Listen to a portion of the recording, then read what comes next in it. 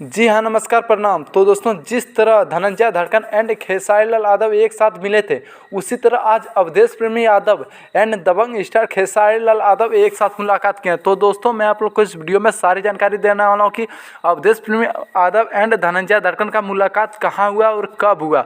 तो दोस्तों, हमारे इस वीडियो में जुड़े रहे, तभी को पूरी जानकारी इस वीडियो में मिलेगा। हमारे channel brand news Bhojpuri DD को सब्सक्राइब कर लें। तो चलिए वीडियो को स्टार्ट करते हैं।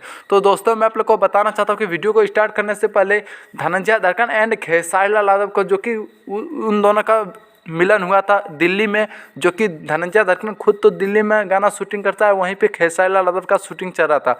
तो वहीं पे शूटिंग के टाइम धनंजय धड़कन एंड खेसारी लाल यादव का मिलन हुआ था। और वहीं पे आज अवधेश प्रेमी यादव एंड खेसारी लाल यादव का वहीं पे मुलाकात हुआ, जो कि दिल्ली में ही, क्योंकि दिल्ली में खेसारी लाल का यादव कभी कभी शूट चलता है और कभी कभी मुंबई में भी चलता है एंड कभी कभी दुबई भी है, उसका फिल्म का शूटिंग चलता है।